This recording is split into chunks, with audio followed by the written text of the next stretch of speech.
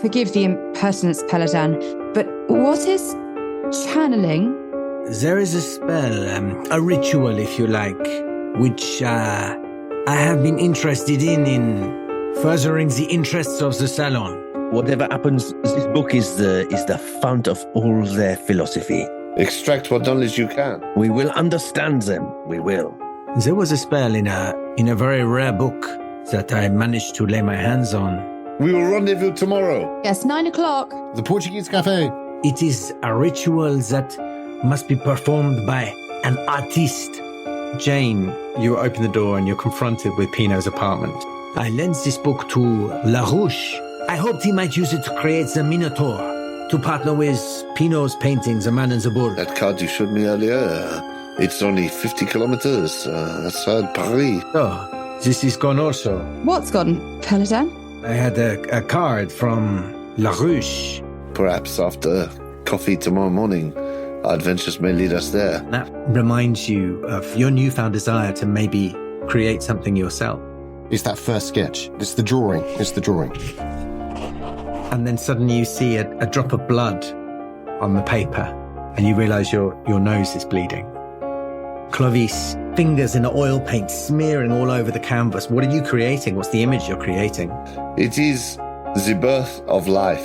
It is everything and nothing. I am drawing a perfect sphere with 2 horns.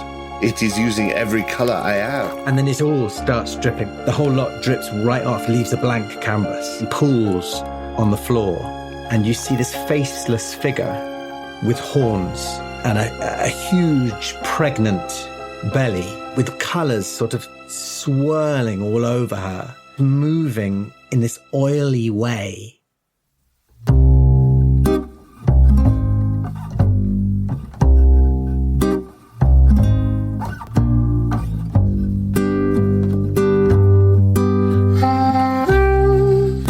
The Apocalypse Players present A Message of Art by Matt Sanderson, a Call of Cthulhu 7th edition scenario from the Nameless Horrors collection, with Joseph Chance as Jane Harnsworth-Wright, art dealer, Danann McAleer as Clovis Hérbert, classical painter, Dominic Allen as Donatien Benoit, art critic, and returning special guest Jessica Temple as Edwina Alexander, dilettante.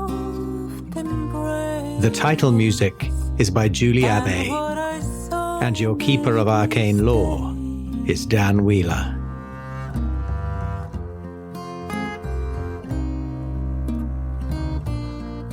Part 9, Scene 1, La Douleur, Schwabe.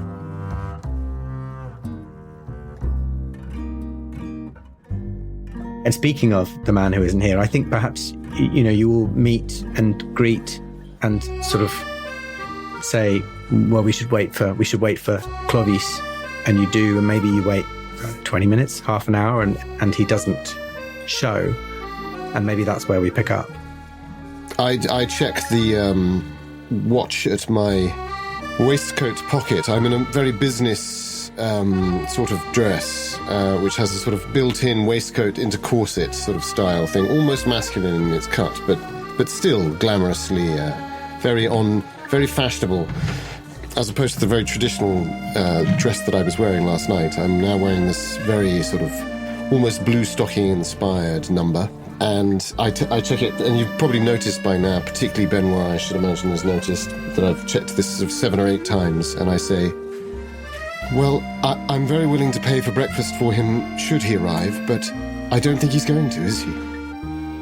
Well, I suggest we start putting our eggs in the same basket, and if he turns up, we will catch him up.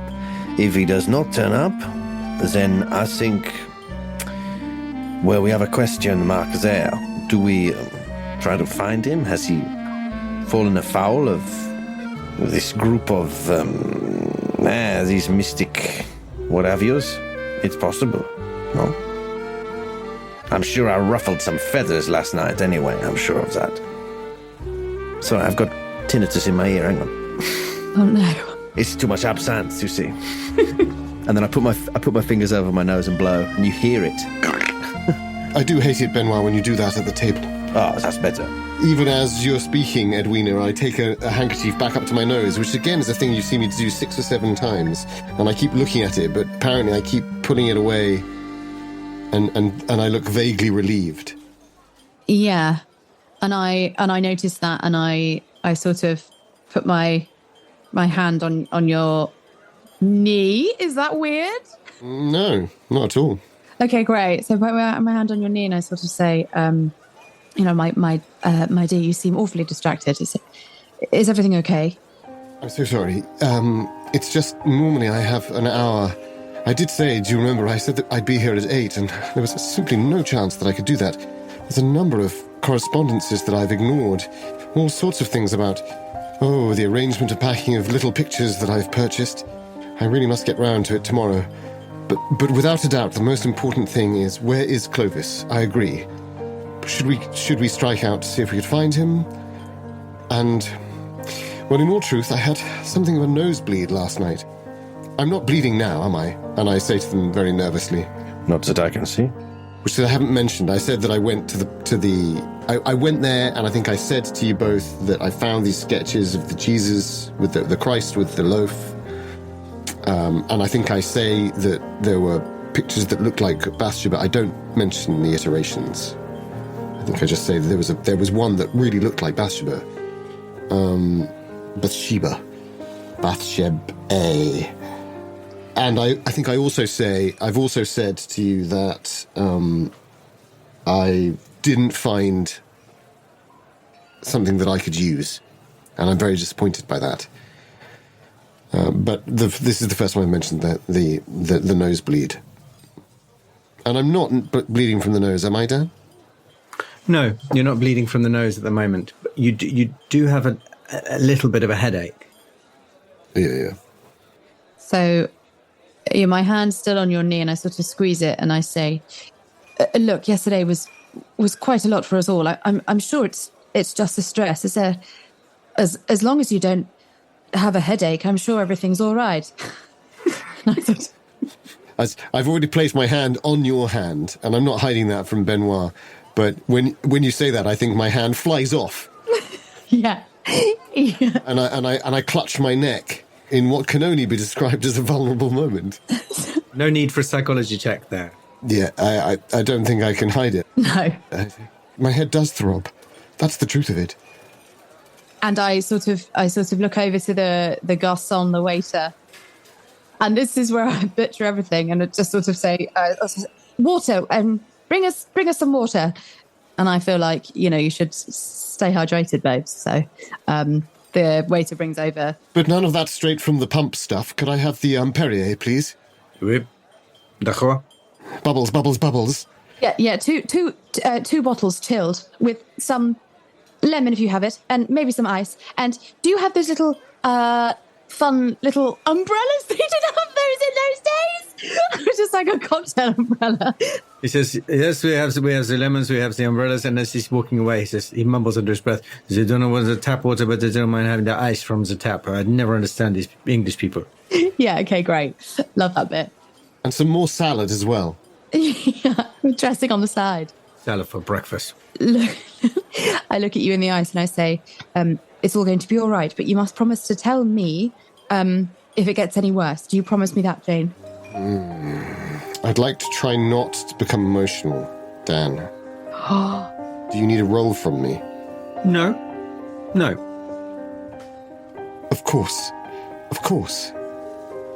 Yes, I'll tell you as soon as anything worsens. And likewise, if anything should happen to the two of you, Clovis, you don't think... And I clasp the handkerchief to my mouth. And I sort of go, shh, no, we mustn't assume the worst. And I don't know why. I've always wanted the character to have like a single tear moment, so maybe this is it.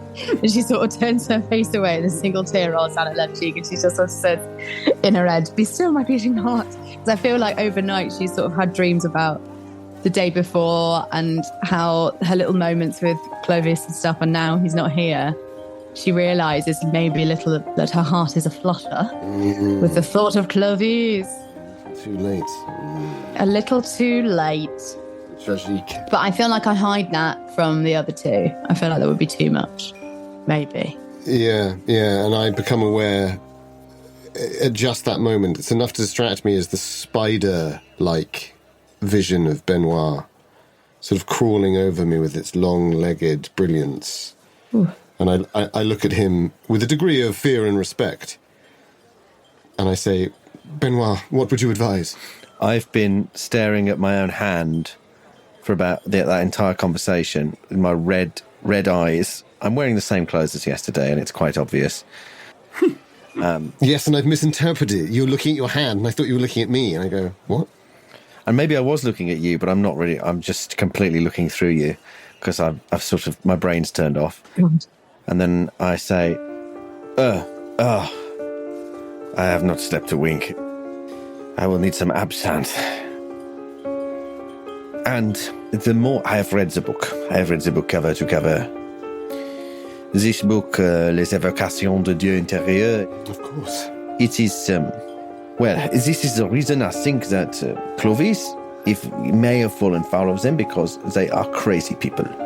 They believe in all this stuff about the work of Jacques de Livron, Joachim de la Tour de la Casse Martinez de Pasquilly, which is a silly name in itself. No shit. Like, what's wrong with Jacques? Or Jacques Pasquilly, fine. De Livron. Jacques de Livron, Joachim de la Tour de la Casa Martinez de Pasquilly. What do we call him? Should we call him Pasquilly or De Livron? Exactement.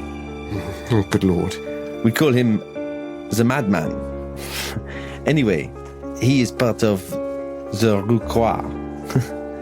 These Martinists who believe that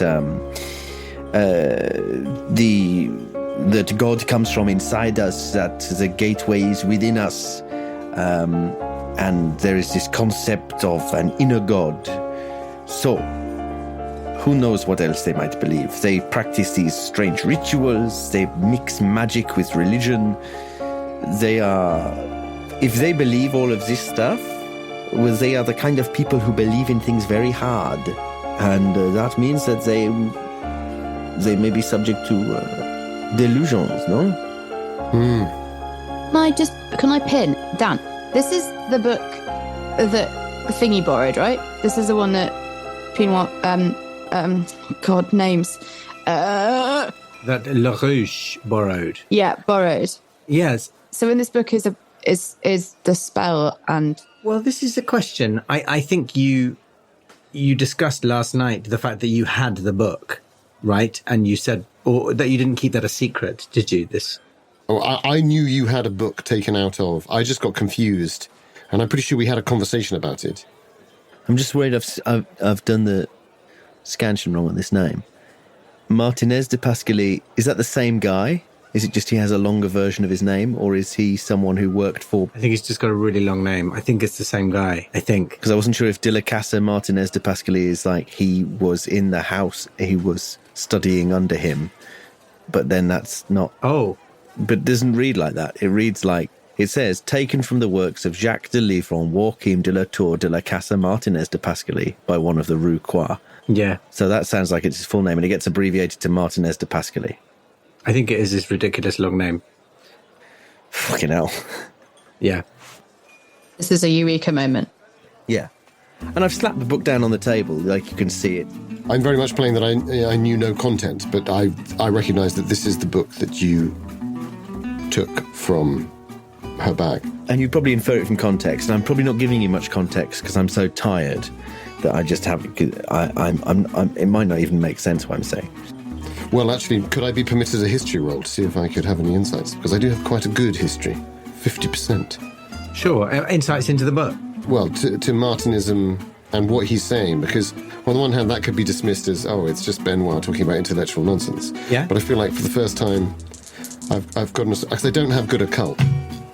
That is a 21, so it's a hard success on my history. So I happen to know something about Martinists, I feel. Yeah, probably more than I do.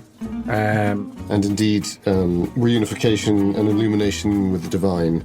So I think I'm beginning to understand some part of this in a way. I feel like I'm catching up with the two of them, because I know that Edwina's very good on the occult. That's something that I've been aware of in our circles.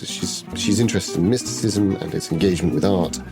Mm-hmm. Yeah, you're aware that Martinism is like an esoteric branch of Christianity and is concerned with the fall of the first man and the hope of finding a means with which to find reintegration or reunification with the divine. The fall of the first man, I say out loud. And I say, exactly, you know some of this. That is good. They believe they can communicate directly with God. They call it the beatific vision. The concept of the inner God is because God exists in all things. So they believe it is a subtle influence that they try to bring out through their rituals a deeper connection to their sense of God, which they call theurgy. This Martinez de Pascaly was a Freemason, of course, so they love all that ritual, secrecy, the blurring of religion and the occult. It's all... I can see why it would appeal to that lot. But honestly, I think they're probably mad. And I've sort of been sat there stewing a little bit. Again, like the whole like Minority Report, like mind mapping, things like clicking into place and stuff. That's why I was asking, because I'm like, is this a moment where Edwina sort of is going, okay, something's really wrong. Maybe I want to talk about the note at this point. Maybe. Yeah, absolutely. And maybe you haven't yet, I don't know whether you want to, but related your conversation with Paladin, where he said that LaRouche had borrowed the book. Yeah, no, definitely. So this is, I'm just trying to remember what I know and what I don't know. So I'm sorry if it's a bit paint by numbers, but so yes, I've been sat kind of quietly, and as you've been explaining all this, Benoit, and I sort of put my hands on the table and I take a massive gulp of water and I say, God, that's just not cold enough. And then I come back to the table and I say, listen, chaps, and I sort of, I'm looking around. I mean, there's no one in here apart from, old Hugo is sat in the corner, just sort of like, smoking his 900th cigarette of the day. Writing his novels. Yeah, exactly. Yeah. Very good. Peace off back to Belgium. Go away. And I sort of, and I say, but I feel there is something I must share with you because, to be honest with you, it's bigger than all of us. I fear it's bigger than all of us. And I sort of look to Jane for some reassurance, and because I'm quite nervous, I feel like. I try not to look wide-eyed, and I grip your hand. Yeah, great. Love that. You see, I happened to come across a note that LaRouche secretly gave back to Paladin yesterday evening, and it doesn't matter how I got it, but I got hold of it, and it didn't make any sense at first, but now it's making more sense, and I take another gulp of water.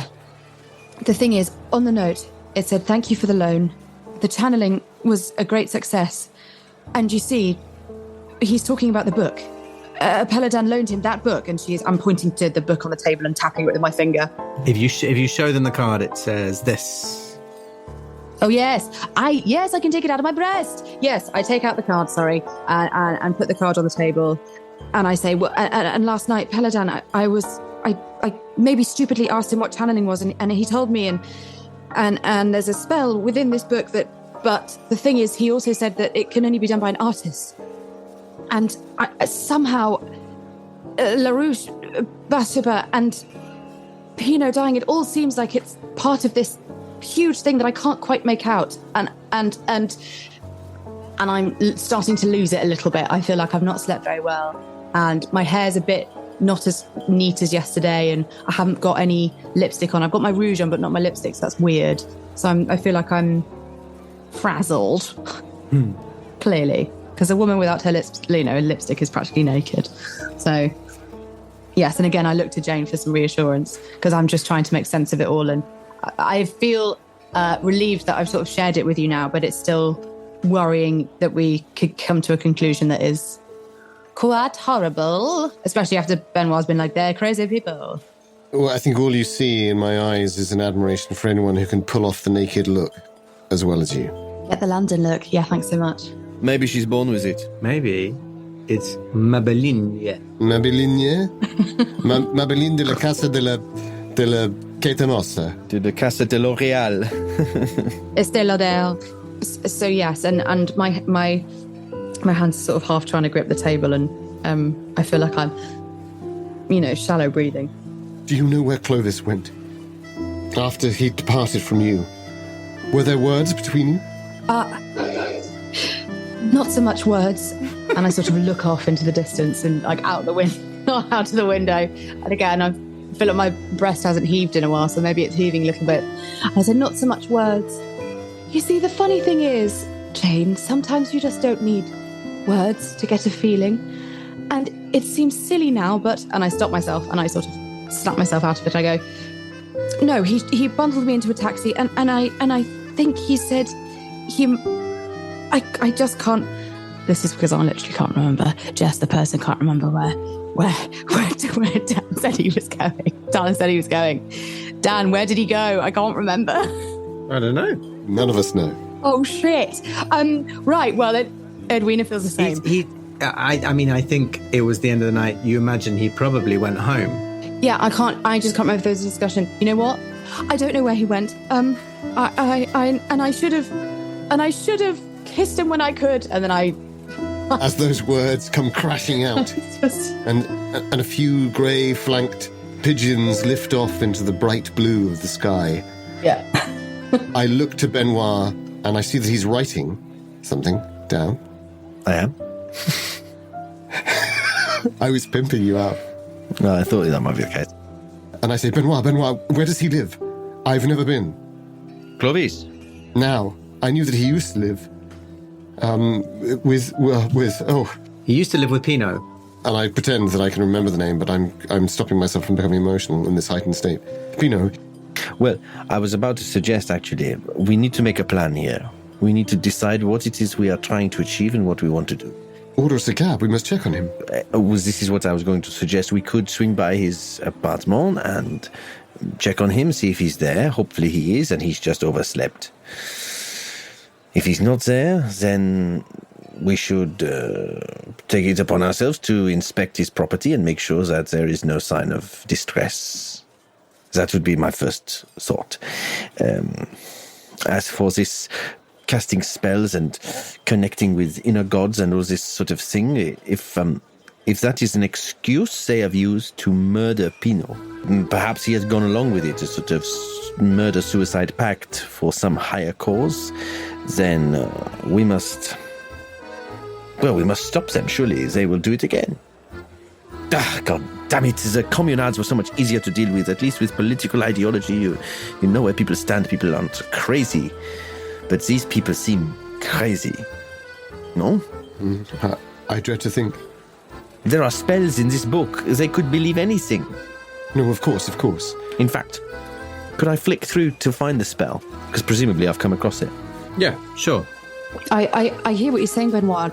A murder seems plausible, of course, but as a believer and as someone who wants to know more, I feel there's something more afoot. I had a vision, and call me crazy, call me something, but it all seems to be coming true, and that's what worries me. So I feel like the more time we waste here talking about it, the less time we'll have to save Clovis if something is wrong. Well, let's go to his house. Probably he is there. Yes, maybe he overslept. We can consider other alternatives along the way. Garçon. And I settle the bill. Dom, since you've asked if you can find it, well, I don't want to share that with you because of the way it's worded. Sorry, but if you want to know anything about the spell, just ask me. Oh, all I really want to know is if it says what you should expect as a result of the spell, and also if there's anything in it that seems especially sinister, like, there's got to be blood, or there's got to be a death, or there's got to be a sacrifice, or anything like that. No, it refers to a ritual space, creating a ritual space. It's quite vague about that. And then it refers to creating a vessel for the power that you're calling upon. It suggests that the vessel can take a number of different forms. It might be a physical thing, or it might be an artistic creation. It could be a piece of writing or a piece of music or a painting, etc. And then it requires chanting while working on the creation of the vessel. And then it's quite vague about what result you should expect, but it refers to it as a manifestation of inspiration. Okay. And you interpret it, because of the context of the spell, as because the spell is effectively called channeling God. You interpret it as channeling your inner God into a piece of work as part of the communion, the reunification with the divine that Martinism is concerned with. Does that sort of make sense? Yeah, absolutely. I mean, obviously it shouldn't make perfect sense because it's insane. I don't know, it sounds an awful lot like the Artist's Way, and that makes sense. Not to knock the Artist's Way, I like the Artist's Way. But it's that kind of thing where it's like, it could be interpreted as artists using it to reconnect with some higher muse, to seek inspiration when they're feeling blocked. Yeah, it sounds a bit like, to use modern parlance, it's like almost like tantric art. It like a meditative practice. So yeah, it's mindfulness. It's kind of mindfulness. It's like enormous focus, but it feels like there's a certain amount of sacrifice involved. And then the result is something that you can't quite understand how it's described. Yeah, it sounds ambiguous. In the meantime, while you've been trying to get your head around this, the waiter comes over and gives you the bill and settles up. And a cab. You can't give it to me, but I'm ordering one through you. Here, have a tiny cab. Au bord de la rivière, nous étions allongés. Auprès de toi, la clairière, et passe me remis le bouquet. Scene 2. Where do we come from? What are we? Where are we going? Gauguin. Te souffle à travers les branches l'histoire des marins perdus. Oh, je mettrai dans mon cœur. Along the way, I do remind, as the flashing. You didn't tell us what the weather was like. For some reason, I've imagined it's a really beautiful day. I don't know why. Is the weather enough to have some sun? Yes, it's bright, sunny, but a little bit windy, so there's a bit of a chill. I think that there's a little flash at one point of sun in through the window of the carriage, and I say, the light, I didn't imagine it. You remember? I didn't imagine it. Otherwise, I would dismiss everything as pure madness. And I say it directly to you, Benoit, but I know that Jane's... I've made sure that Jane's aware that I'm... And I look out of the window and I say, I didn't imagine it. I wish I did. Which light are you talking about, sorry? That was in the bathroom. Ah. That was leaving the bathroom.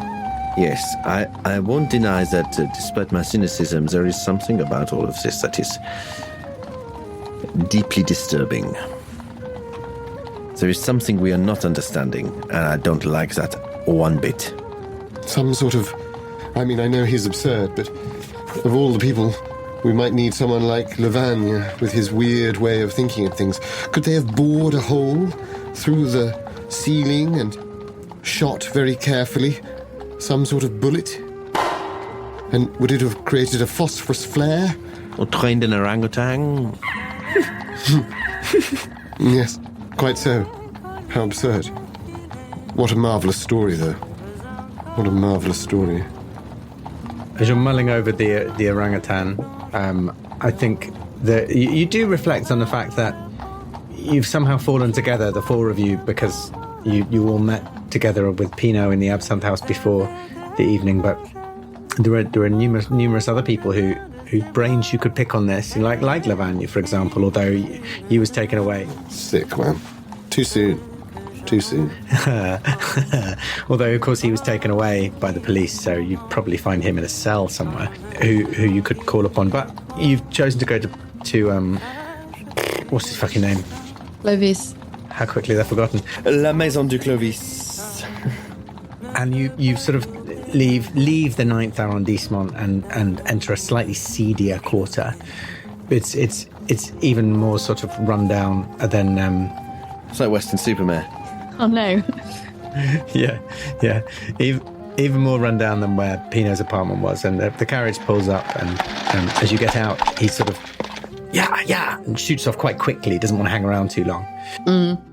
And there's a big sort of like a kind of like a tenement. What would you call it in France? Apartment? Tenement. Oh, fuck's sake. Appartement. Appartement. There's a sort of faded grandeur to it, and you enter through the front door. The front door sort of hangs open, and make your way up to the very, very top, to the sort of garret at the top of the building, where you find Clovis's corpse. Where you find his little garret, his little studio flat. I'm assuming the door's closed, right? It's not hanging open, but it's not shut. No, it's sort of slightly ajar. Oh God. Right. I look at the strong, athletic limbs of Edwina. Why, thanks. And I whisper, saying, "Are you sure you should go first?" And I cast a little sideways glance to Benoit. I will take care of this. Does the door swing towards us or away from us? Outside doors. It swings into the room. Trickier. How far open is it? It doesn't matter. I'll first of all have a peep through the crack. You can't see too much through, like a messy studio flat is what you can see, really. Nothing specific. I'll push it open gently, quietly, and start to poke my head into the room to have a look. In case there's anything. Sit, Benoit. What can you see? Oh, it is a scene of horror. I put my hand into my bag and I clasp the whistle inside my bag, but I don't do anything with it. And I feel like, okay, you've said that, and you're taking too long. So I push past you, Benoit, and I push open the door, and I sort of say, "Is this the Prince of Egypt?" That's a funny thing to say. No, it's the mummy. This is the mummy. I don't think the Prince of Egypt lived like this. It's the mummy. She's gone mad. It's the mummy. She's gone mad. I'll try braining her with my I'll get the whistle and I'll try and shove it in her ear. Listen to me. It's the mummy soundtrack. I've changed it. I got distracted. I'm sorry. Sorry. Right. So I'm impatient. So I push past you, Benoit, and I say, Clovis, and then, my eyes are adjusting to the horror that I see. I don't know, what do I see? Tell me. You just see a messy artist's little garret. It's a little kitchenette, like a sort of like a cot bed, right? Not a cot for a baby, but like a. Yeah, I know the sort of thing you mean. Is the bed made? No. Is the maid in the bed? No, the bed isn't made, but you're not sure it ever is. I put my hand onto the bed to see if it's warm. No, it is not. The bed is cold. I rush in after Edwina. So as you look around the room, the thing you all notice is that there's a big easel with a big canvas against one wall, paintbrushes and paints around it. It is completely blank. Oh. The canvas. Classic artist. And on the floor there's quite a lot of there's quite a lot of sort of paint on the floor. Completely blank. Do you all want to give me a completely blank? Do you want to all give me a spot hidden roll? That seems slightly odd, doesn't it? Yeah, that is odd. There's loads of paint. It looks like he's been working. He looks like he's been working. But not on the canvas? Yes. Okay. Spot hidden. Definitely spot hidden. I rolled a 40 on a 45, so... Great. Nice roll. 48 on a 45, I failed. 85. Well, anyone who has passed that Yep. can see that it looks like there are like footprints in the paint on the floor. Oh no. Lots of different colours of paint, and it looks like there's quite clear like footprints and maybe even a couple of handprints in the paint on the floor. Oh shit. Bare feet. As in like the animal. Not a bear. Rawr. No shoes. So I'm looking around and I'm sort of saying something really doesn't feel right. The canvas, Jane, look at it. Completely blank. I agree, but what am I missing? What am I missing? And I start to look at the walls as you were focusing on that. I'm thinking, did he take the paint to somewhere else? And there's the little window, isn't there? And I move over to the window thinking, did he try and do a mural? Did he climb out onto the roof? Was he being crazy? And I throw the window open and I'm about to try and push my roll unless anyone tells me what they've seen. And a flock of pigeons go... The footprints! Oh shit. What? Footprints as I lean heavily out of the window. What? Oh! Yeah, nice. Look in the floor. Footprints. And is that a hand? Do they lead anywhere? Are they just in the paint? Or does it lead to another bit of the apartment? Now, have any of you got any tracking? Ooh, I've got 10% to the base. Yep, me too. No, I don't have any tracking. I think you've got 10 as well. We've all got 10. Yeah. You've all got 10. Well, you can all give me a roll on your tracking. It's worth a shot, right? Let's give it a try, team. This is the kind of thing. This is what we were born for. Oh my. What's she rolled? A 4. A 4. Nice. If she's on fire. 77. Ooh, 75. Jess, you could spend 2 points of luck and make that an extreme. Yes, please. Fuck it. Edwina, what are you doing on the floor? Oh, those pigeons gave me such a terrible fright. I am... What am I doing? So, does this mean that I very much can track... What does it mean? I'll tell you what it means. Thank you, Dad. Thank you so much. So the first thing you're aware of is that these appear to be a woman's footprints. They're much smaller than a man's feet. What? Oh my God. And the hand, oh, I know, she's absolutely heartbroken. Oh shit, and I knew I shouldn't have admitted I liked him. Anyway, sorry, carry on. The handprints are small women's hands. Lady hands. Unlike Edwina's very long hands. It's hard to tell on first look where these footprints go, if they go anywhere, but you did roll an extreme success. So it looks like perhaps someone has stood in this sort of central place in the room, very near the blank easel for some time, and maybe shuffled around here a little bit. There's been some movement, maybe some sort of scuffle. And then the footprints walk. This is like a sort of garret attic room. So there's a little bit of sort of storage right in the eaves. And it looks like the footprints have also walked in that direction.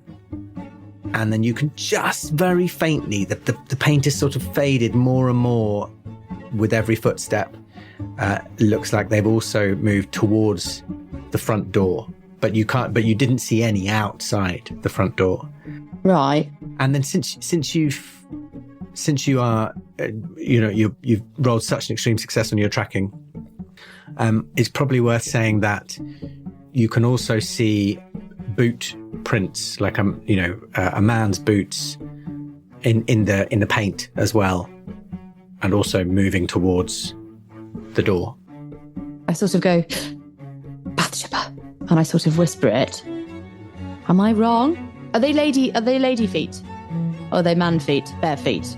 A barefoot woman and a man in shoes, who may well be Clovis.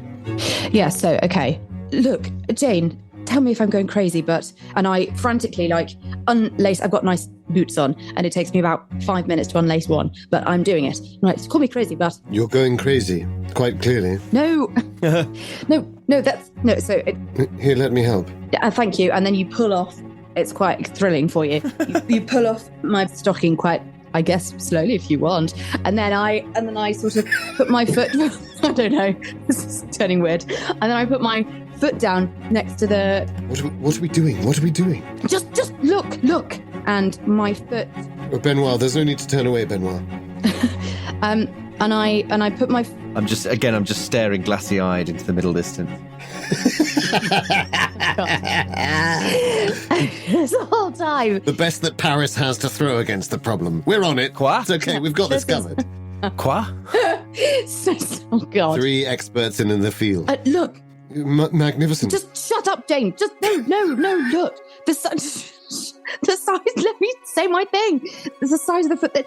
Call me crazy, but look, it's similar, right? Slim, very dainty feet, almost like a nymph of the wood. It must be a woman's foot. It must be. And I also get down on my hands and knees, and I'm getting paint everywhere, and I don't care.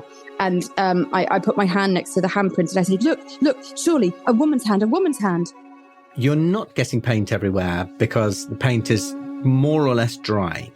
It's oil paint, so it's a little tacky in places, but it's not sloshing around wet. Most of it is dry. Okay, fine. So yes, I'm not covered in paint. Maybe a little tiny bit here and there. And I was sort of looking at you, Jane. Nonetheless, the effect is the same. Thank you very much.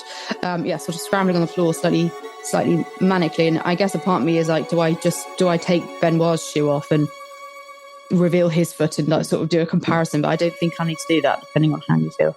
I think once you've drawn attention to the footprints, you probably don't have to do too much convincing to show them that they are women's footprints. Perfect. Okay, so yes, Jane, look. I think I look at you and I say, no one's foot could be lovelier except... And I look to Benoit and then I look to you and I say, under my breath, but louder than you did, Bathsheba. So I'm not crazy for thinking what I'm thinking. If I think... I don't understand. Why is the paint on the floor? And I just look at the canvas again. I go over to the canvas, and although I've taken it in and I've given you that moment, but I've definitely gone over to the canvas and go, why isn't it on the canvas? I don't understand. And it's just on the floor, basically. Yeah. But how closely are you looking at the canvas now? Well, I'm going to go right up to it and I want to see what I wanted when I looked at the canvas was to see a masterpiece that I could take to London and forget about this whole goddamn thing. Yeah.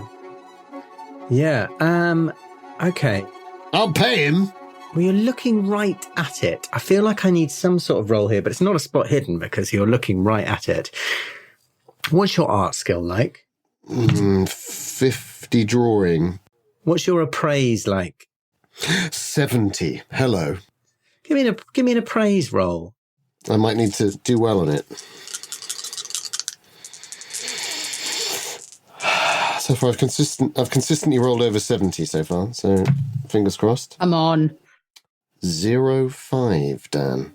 I can show you. Fuck me. Oh, shit. So when you're right up against this canvas, you can see that it's not untouched. There's not a dot of paint on it, but it's very clearly. That's like impressed. You get that impressed. You get the indentation, don't you? Because it gives slightly. Exactly. And it's funny that you're showing that with your hands, because the interesting thing with that extreme success is that it's not the indentation of brushstrokes. It looks like fingers. Oh. It looks like someone has rubbed their fingers all over this. And as you move in the light and study it at different angles, you can see the shape. And it's a really curious shape that's been made on this, that, pressed into the canvas with like you could see almost like finger indents, if that makes sense. Yes. Like, this is a horrible example, but like if someone has been grabbed forcefully. It's a brilliant example, yes. When the bruise comes, you can almost see fingerprints in the bruise, right? So it's almost like the canvas is bruised, and the shape is... it's so hard for you to make it out. Is it a planet with a ring around it, or is it a face with huge horns, or is it weirdly it flashes into your mind? Is this like the female reproductive system? It's this sort of, it looks like there's a circle with these big sweeping horn shapes, for want of a better word, that sort of come out at the top of it, that has been pressed over and over and over again, as if someone's been finger painting with no paint. Oh my word. It's as if I hope he didn't go mad, but I think he might have been trying to shape something out without... And I look for brushes. It's not like there's a bunch of brushes that have been used.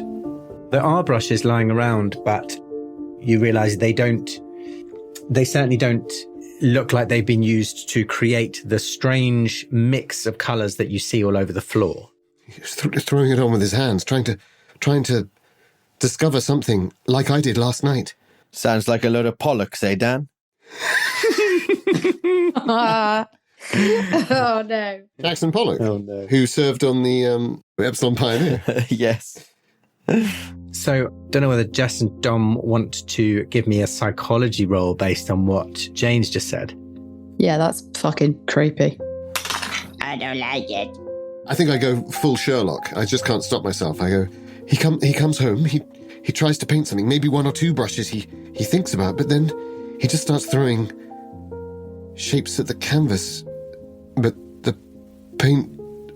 And I can't stop myself. I say, the paint rolls off. And I go right up to the canvas and I smell it. Can I smell like a kind of... Did he put something weird on? Was it like instead of terps, maybe he used, I don't know, an absinthe or something? Did he... It smells like clean canvas. The fresh linen. Treated. The dice aren't with me tonight, so I've done badly on that psychology roll, but I'd like to push it. While Jane is sniffing the canvas, I go right up to her and sniff her as if she's drunk too much. Like I'm smelling her breath. Yes. Amazing. Okay, how did you get on with your psychology roll in the meantime, Edwina? Smashing it. I rolled a 6 on a 30. So... Okay. Wow, that's another extreme. Yeah, honestly, look. See? Okay, so... I'm not lying.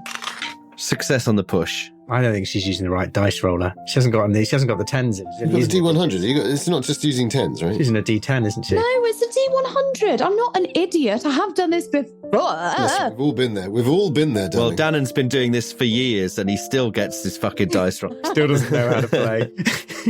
Danann barely uses D10s. How dare you compare me to that man?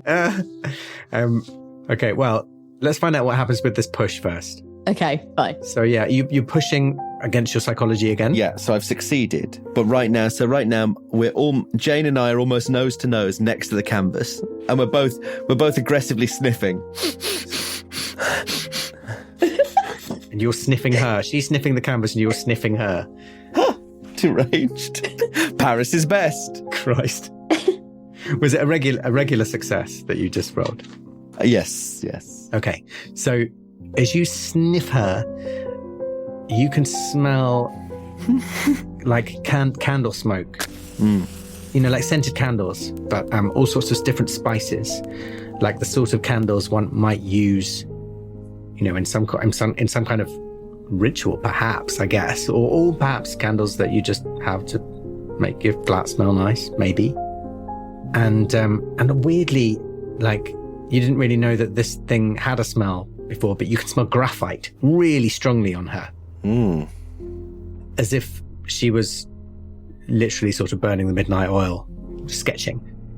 Edwina, with your extreme success, when Jane talks about, you know, he was, you know, trying to create something last night. He was, you know, painting with his bare hands, just like I did. You really pick up on that, just like I did. And you sort of put everything together. You kind of put everything together and you're aware that Jane had some sort of very strange experience last night. She didn't just get headaches and get a bit of a nosebleed. She had some kind of, the way she's talking and the way she's fixated on this painting, it's clear that she had some kind of artistic fervor herself, that she is seeing some kindred spirit with what happened in this room.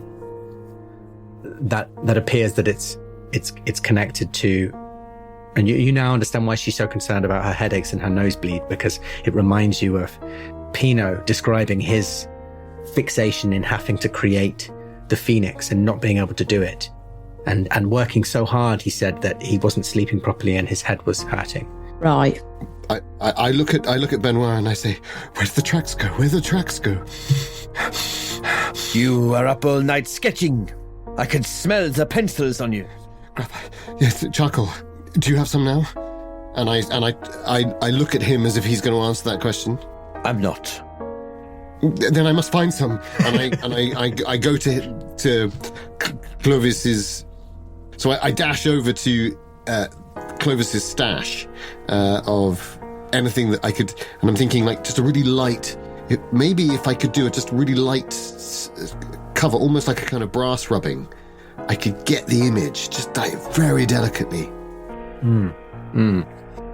But all the time, I think I'm saying, the tracks, you must follow them. See where he went. I must see what he was trying to draw, to paint, to understand. It's like the ovaries. I know because, and I stop. And briefly I do stop, standing still as I've got a clutch of pencils in my hand, or the equivalent from the era, the charcoals in my hand. And then I say, it doesn't matter. And I move to the canvas. Great. Why don't you give me an art roll with your drawing skill? With your pencils and your crayons. Rechecking, my drawing is... Why can't I see it? 50%. It didn't go well before. Oh, son of a bitch. 83 on a 50. I'm going to push it.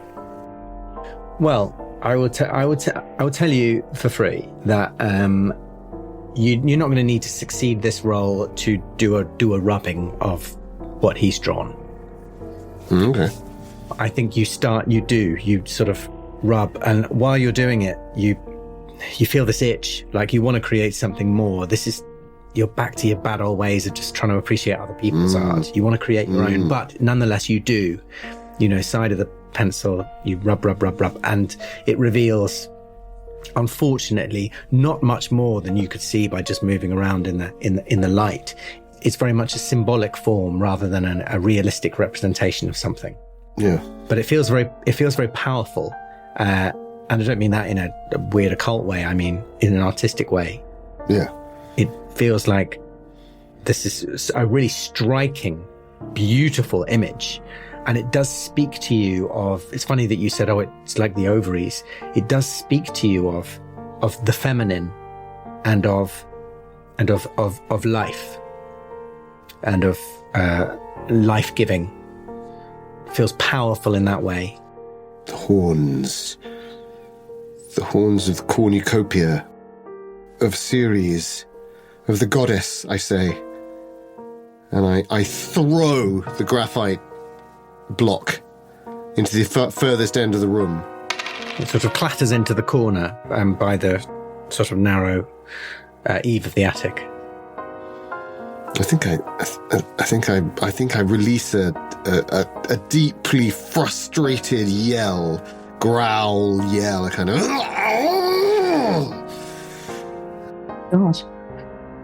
And I turn to the other two with like strands of my sort of chestnutty browny, reddishy browny hair that have broken from my hat, from underneath my complicated sort of poised hat with a kind of partial veil raised up, and expensive accoutrements that I'm wearing, and I say, "Damn it! Where do they lead? Where's he gone? And where's she taken him? What if? I don't know. This sounds mad, as you say. What if we're crazy? Benoit, you're the sane one. Of course you are. You fucking men. You're all so fucking sane, aren't you?" I don't care if I'm hysterical. I don't care anymore. The truth is, I'm better than him. I'm better than my husband. But I might not be better than you, Benoit. You've got a mind like a razor, and I need your help. What did you sketch last night? Nothing. It was rubbish. But what? But I tried. I tried to push beyond myself. And that's the point. What were you trying to sketch? something that I was inspired to sketch. And look at this. He hasn't painted like this at all. And I dash over to Edwina and I grab her by the arm and I sort of clutch her but below the bosom. And I pull her to me and I say, look at him. He doesn't paint like this. He's a realist. He paints like realism. I've seen his stuff. It's good. It's very good. But it's 20 years old. He's very good. He's very talented. But he just needs to break out of it. And look, this is him trying to break out of it. After one conversation, I turn her to me and I look her square in the eye after one conversation with her. This is the dancing sickness. You know that story of the town that destroyed itself because they all started dancing? It was contagious. Well, while I was upstairs, I did not speak to Bathsheba last night. While I was upstairs finding the book and helping Thingamabob. Thingamabob. What was his name? I can never remember his name. Lavagna. While I was assisting Lavagna in his crime, I missed all of this. But it sounds to me like the only common thread, as you suggest, is Bathsheba spoke to you, Jane, and to Clovis. Did you have any interaction with her, Edwina? Now I did, and she said something to me. Yes, I think she said something about the truth you seek being at the bottom of the world. But Edwina, you were not compelled to spend all night drawing, painting. What do you do again? I used to be an artist growing up, but I now prefer to look at the art. I sensed a strange energy from her, and the ring she was wearing was... It was a fake. It's a fake. It seems to me that somehow, I don't know how, she has infected your mind, Jane, and Clovis. My hands go to either side of my head, as if I'm trying to keep my brain inside my head. Oh no. Like the dancing sickness. I think she did the same thing to Pinot. That's why he was so haggard when we saw him, because he had not slept, because he has had the painting sickness. The sculpting sickness, whatever it is. They call it inspiration, but perhaps it is some kind of contagious brain illness. And I can see sort of Jane perspiring a little bit. And I think to myself, well, there must be some alcohol in this flat. Clovis likes a bottle of red. So I sort of leave you for a minute and I scuttle around and I look in the cupboards beneath the sink. And yes, lo and behold, there's a bottle of something old and very alcoholic. And I go over to you, Jane, and I say, in fact, I don't even say, I just take the cork off and I shove it into your hand and sort of make you have a little bit of this sort of brown stuff. It's sort of like dribbling down the side of your mouth because you can't quite control it. Because at this point, you're freaking me out. If I'm honest, I don't like it. I don't like it at all. Yeah, so I've just done that. Jane, you promised me earlier that you would tell me if something changed within you. Tell me now, how is... It sounds so stupid to ask it, but how is your headache? It's the same. It's the same. And I've got this sort of... You've pushed into my mouth and I start to drink some of it and I make this sharp face and I go, why are you giving me the paint cleaner? I don't understand. It's what Clovis drinks. I don't want to clear this up. I want to follow it. Look, you said it goes somewhere, but I can't see where. Right. This is the situation as I see it. Bathsheba has done something. I don't understand how or what, but we have to confront her. I believe you are suggesting that Clovis has gone to her. Is that what you're saying? The footprints, you see, it's not just a woman's. Look, there's boots. They could be Clovis's. They sort of head towards the door. I think he must have left. We must follow his footprints. I have a feeling he will have gone to Bathsheba or she will have come here to take him away. He does not know himself. We must protect him from himself, from his desires. We must intervene and we must confront this Bathsheba. She must know either she knows what she is doing and is doing it on purpose, whatever this thing is, or she is the carrier for some brain disease that she is unwittingly passing on. Either way, we must know. A disease? Yes, it could be a disease or something that fire up with, like I said before, hashish or something like that, something that speeds it up. But do they lead? And I dash over to the front door and I say, do they lead outside? And can you keep following them? I can't see them.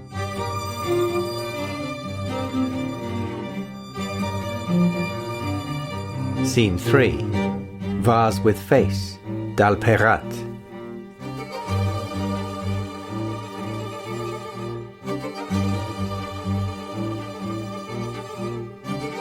Since you had that extreme success, Edwina, on the tracking, I'll remind you that basically it looked like the footprints were in the center of the room for some time. Yeah. And then they moved towards the sort of the eaves of the apartment and then towards the door.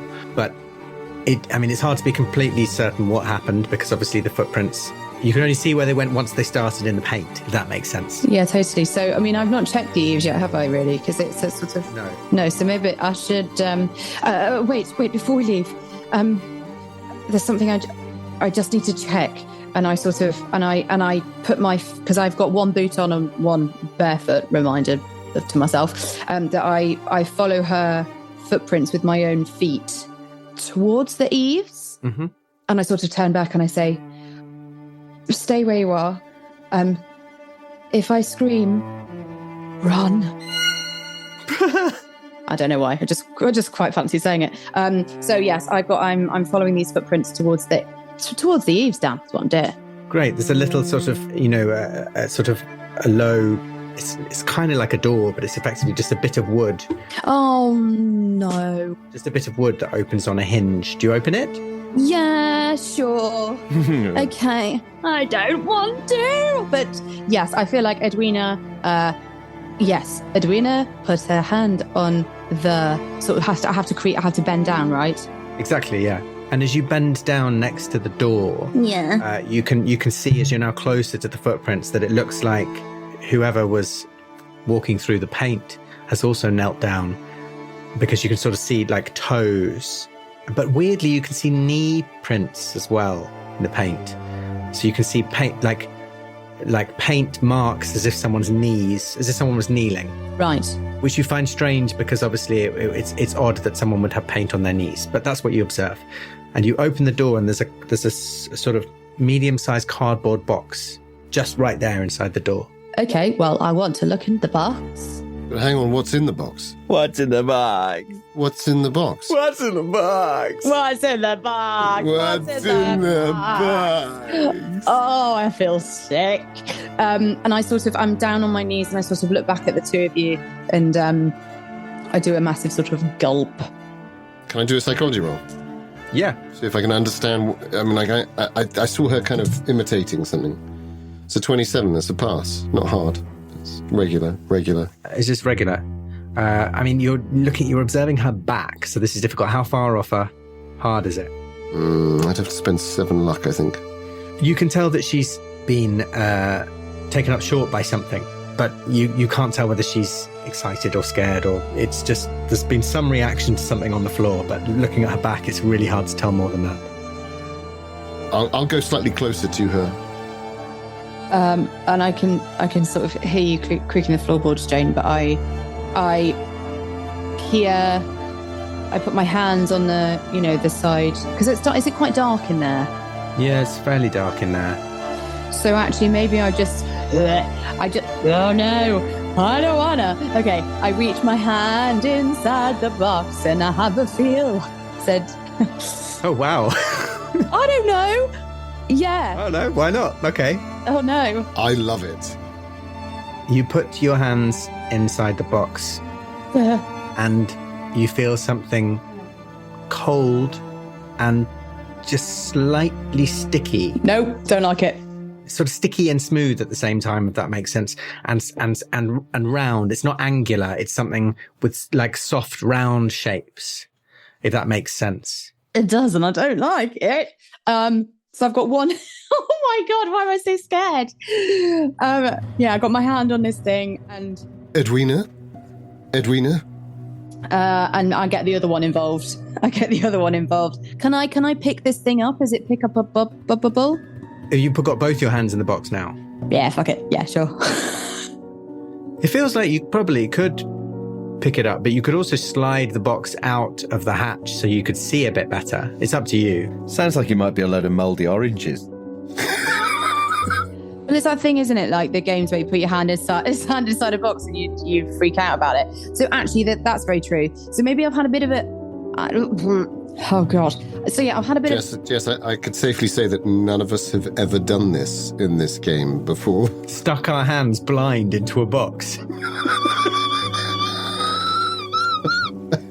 You're not even insane. It's probably because I'm still genuinely excited. Okay, the last time I played this, I ripped someone's face off. So look, this is what you can expect from me, to be honest. I'm just going to go with my... Fair point.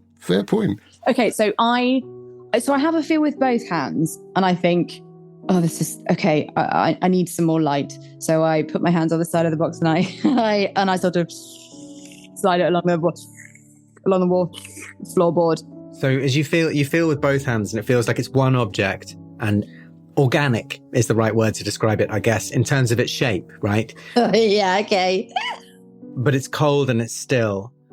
And as you pull the box out, you hear Jane's voice say, "Edwina? What have you found on there?" And I don't know whether you respond or whether you're fixated with what you're doing.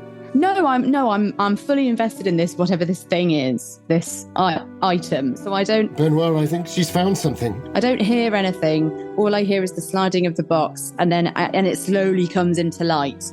And as it comes into the light, you look in, and it's really strange. You can't work out what you're looking at because it's multicolored and oily, like the oil paints that were spilt on the floor. But it's like a curled up shape. And as you sort of move it around in the light, you realize it's a newborn baby. Oh my God, sorry. Very, very small newborn baby. Oh my God. Apparently covered in many, many different colors of oil paint. No. Or at least that's what it looks like. I vomit. I vomit. Not funny when it is. So all over the baby. Not over the baby. My God. Clearly this thing is, well, it's cold, isn't it? Oh, I feel sick. Yeah, no, I vomit. I turn to the side and I'm retching away. And then I'm looking at my hands, which are covered in. Are they covered in this?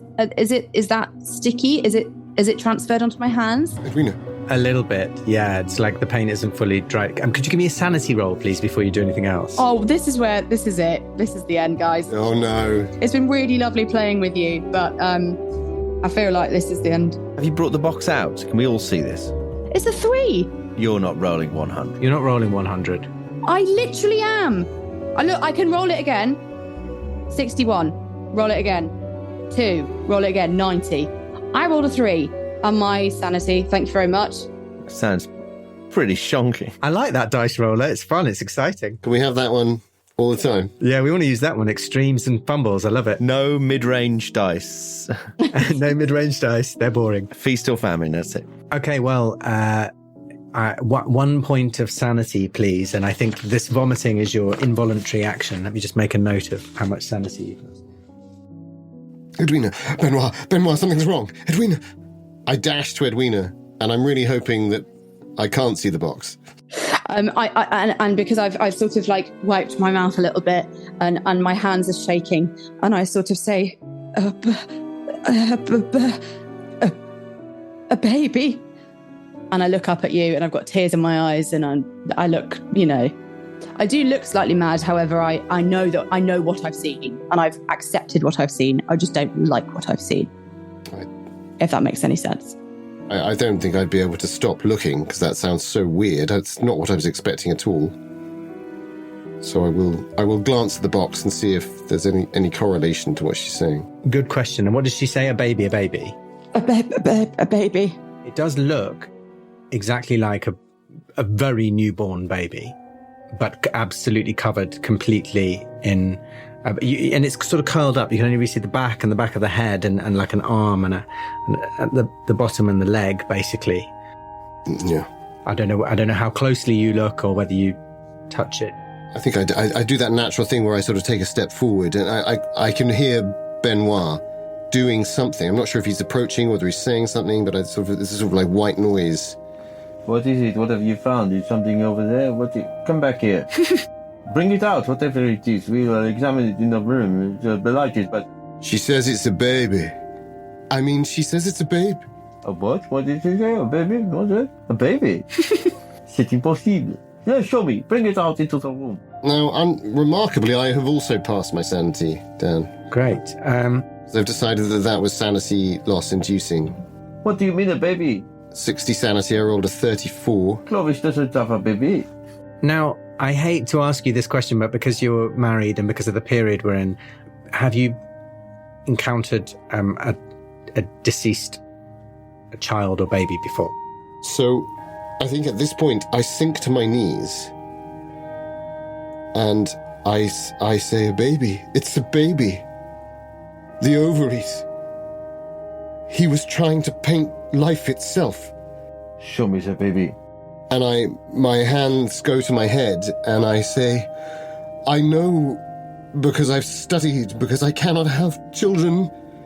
Thank God, because otherwise I would have no life, I say, and I start going towards the box and I start kind of pulling this baby out as if I'm sort of trying to cradle it to No!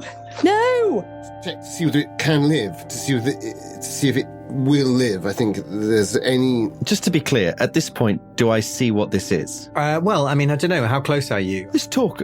Have you approached? Yeah, this talk of babies. I'm definitely going to come over and be like, what the fuck are these two women doing in this cupboard? Okay, great. I wasn't sure because of the sort of... whether you were like in a corner of the room, like reading your book. Oh, no, that's me. Yeah, that's me in the main room being like, bring it out. What are you doing?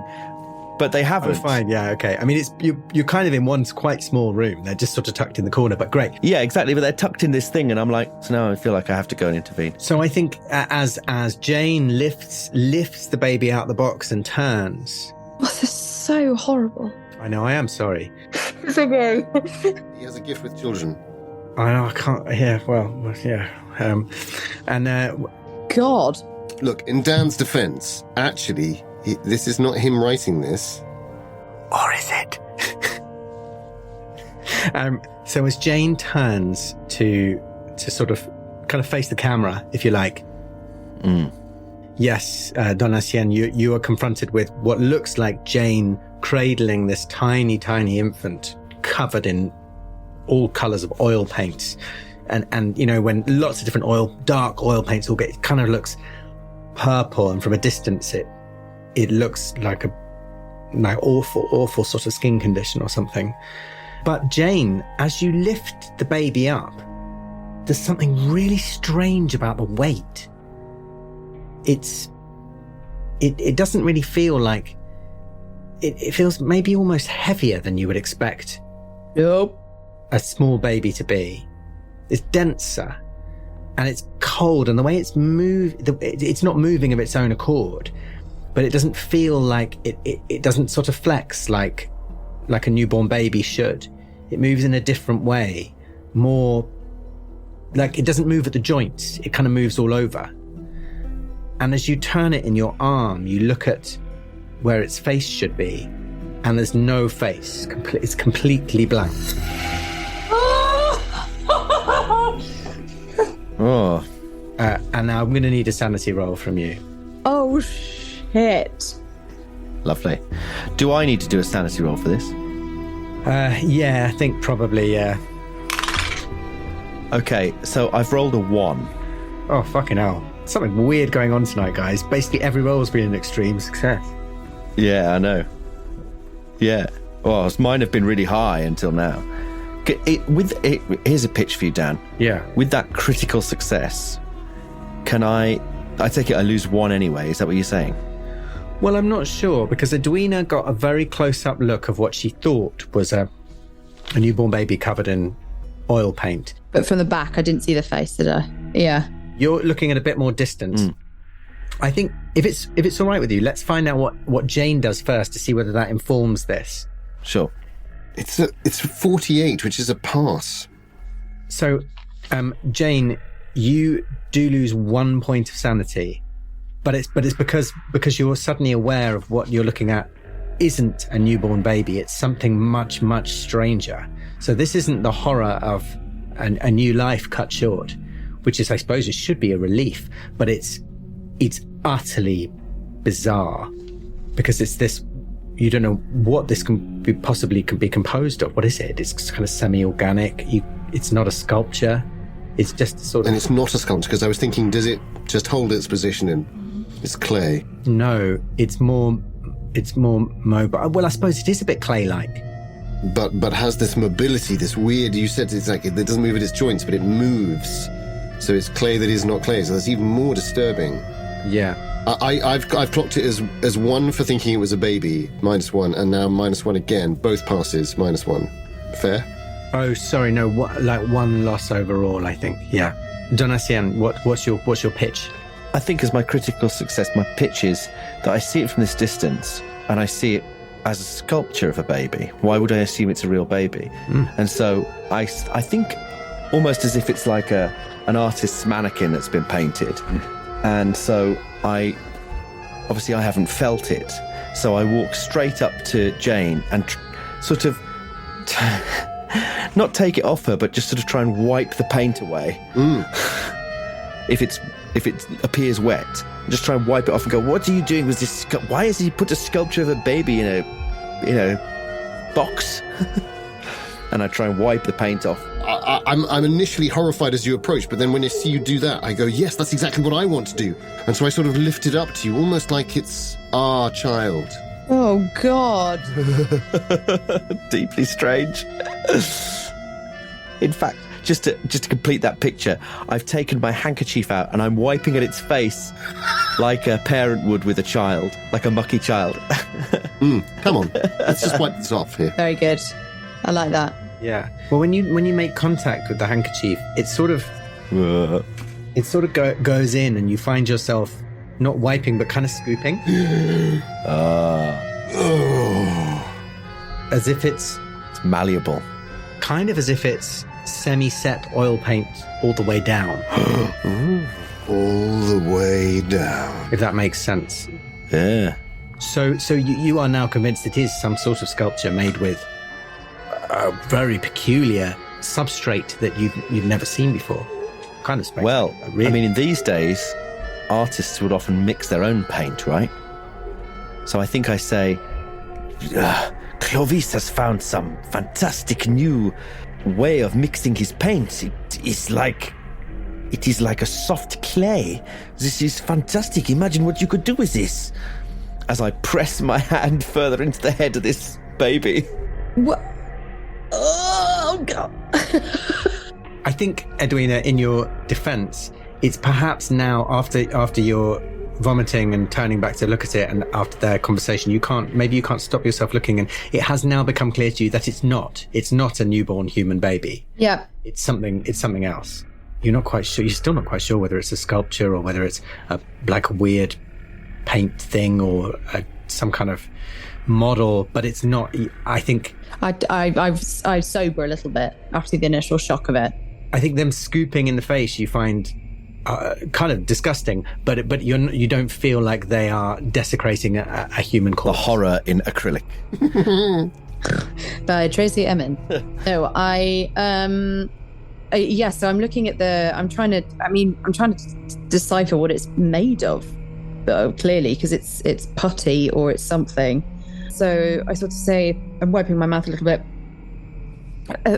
Benoit, is it real? What can I touch it? I don't know. I feel like I want to go and get my hand in there a little bit.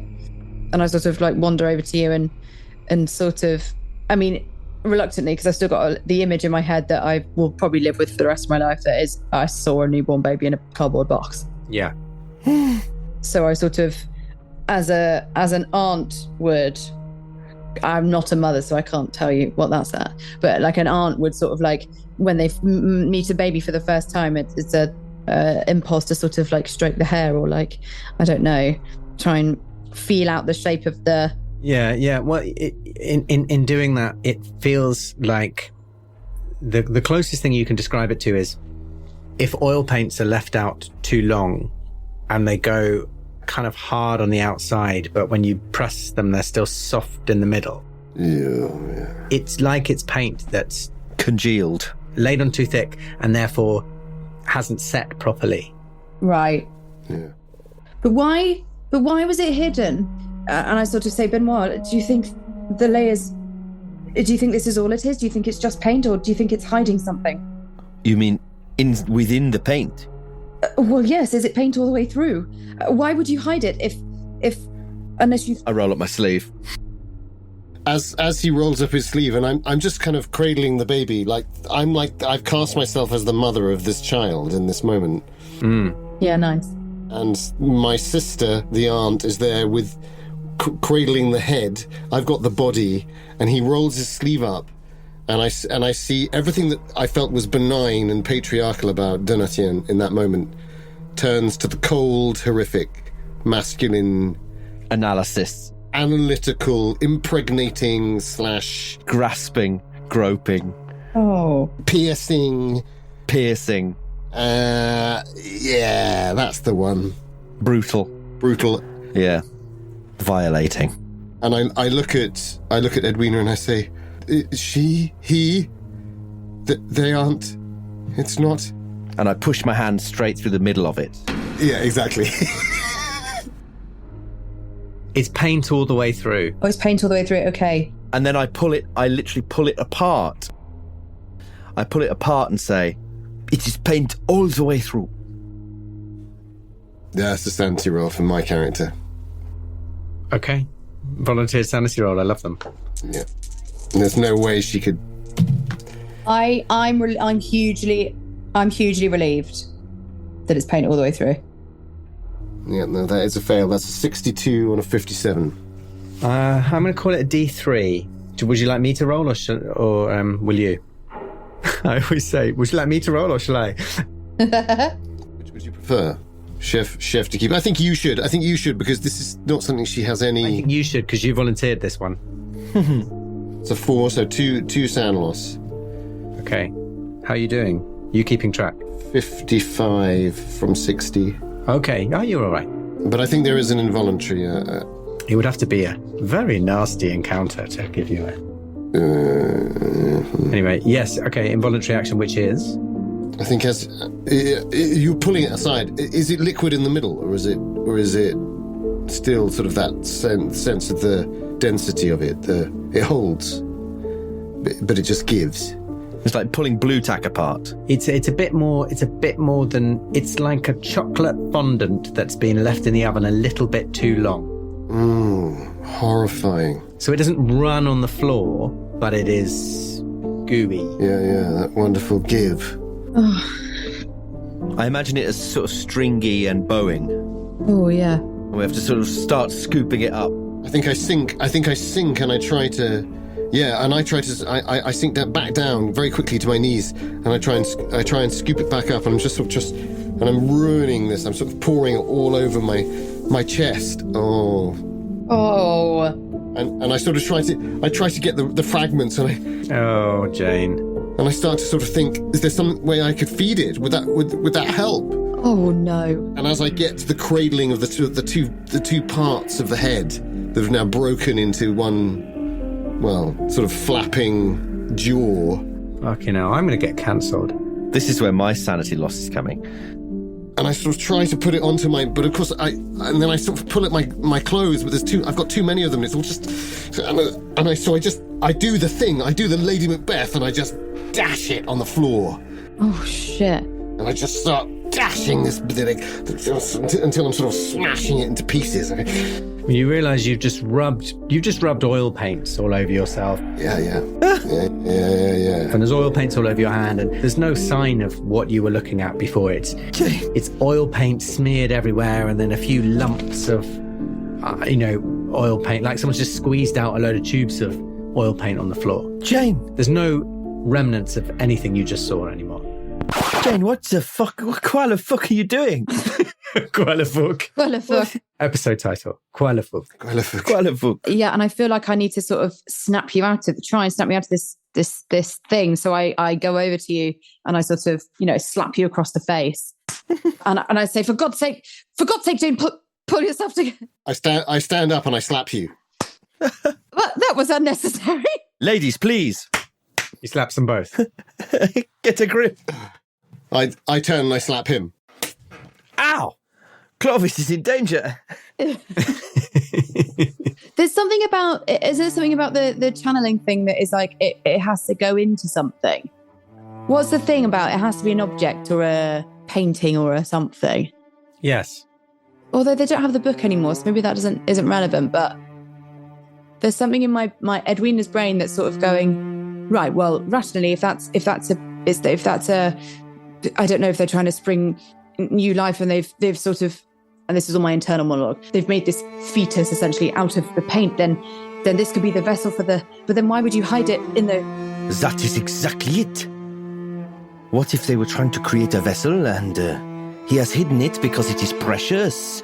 He does not want someone to come along and do what we have done to it. Pull it apart with our bare hands. Pull it apart with our bare hands. And so it was not finished. It takes time to finish it. You have to be chanting and all of that crap. Yeah, and they don't have the book anymore, and maybe they couldn't remember it off by heart or something. What's confusing is that they said it was a great success. Whatever they did was a great success. So what was a success? What was the success? This is what bothers me. Pinois is dead, and I think that the success is for the benefit of Bathsheba and the others. They are using artists, destroying them in the process, and possibly Clovis is next. They will destroy him, they will destroy Jane, and it is all to their benefit. No? You see what I mean? There is a kind of sacrifice in this. It drives them mad. Jane, you're aware of a wetness on your upper lip. I put my fingers on the wetness and I hold it out to them. I don't even really look at it. I just hold my hand out to them and I say, then we have to go. We have to go to Tori. Am I pronouncing that correctly, I say? It's a hard word for the English. So many of the words in this scenario are, my friend. And I stalk over towards where we put the alcohol down, and I pick the alcohol up, and I take a great big swig of it, and I start smearing the blood from my nose into the paint, and I start just attacking the canvas to try and create my own vision of a response to this. And I sort of look over at Benoit and I say to him, I think we might be running out of time. I think we might be running out of time very quickly. Oh, I don't like it. I don't say that. That's just me. And just as we're looking at Jane sort of maniacally sort of rubbing over the canvas. Just quickly remind me of the context of the business card. The provenance of it. So let's hear that from Edwina. Me and Clovis came back into the party and spied LaRouche go up sort of behind Paladin and secretly sort of hand him this business card, and he tucked it away in his coat pocket. And then I, with Clovis's help, got this note card from him. And is today the Monday before the Tuesday mentioned in this note, or was that last Tuesday? Good question, I guess. The business card changed hands last night, and today is Monday, suggesting that probably... Suggests tomorrow, then. Tuesday is tomorrow. So something else is happening tomorrow? Potentially. 50 kilometres, that could take a day to get there, couldn't it? Well, maybe not that long. I'm not sure. But as a reminder, Edwina, Clovis said to you, we should go to Troyes because they're away, implying that he thought the business card suggested that they were going to be in Paris until Tuesday. Right. Okay. That was his interpretation. I hope I'm not putting too many words into his mouth. No. It was. Yeah, no. I remember that was a discussion. I wasn't there, but Joseph was. His interpretation was that the business card suggested that LaRouche was saying to Paladin, come and see me on Tuesday, implying therefore that he wouldn't be home at his country place in Thoiry until Tuesday. Yes. So he said we could go. But anyway, that's all the context of that business card. Okay. Perhaps Clovis has taken it upon himself to go straight to Thoiry, in which case we should go there, because the book says that a place needs to be prepared for the ritual, no? What if this place is in Thoiry? What if that is the base of operations? So we could go there to disrupt it maximally, if that makes sense. Or we confront them directly. We go to Bathsheba, we go to La Rouche, and we say, we know what you're up to, we know you're no good.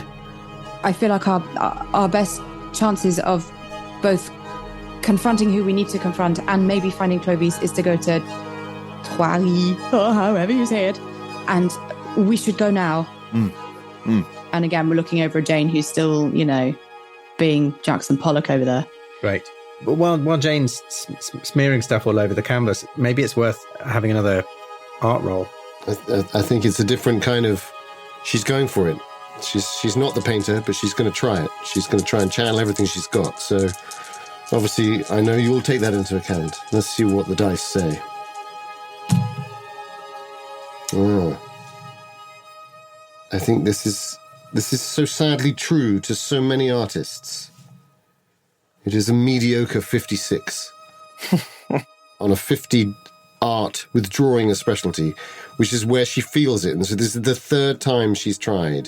There was the graphite rubbing was the least impressive. Last night she really committed.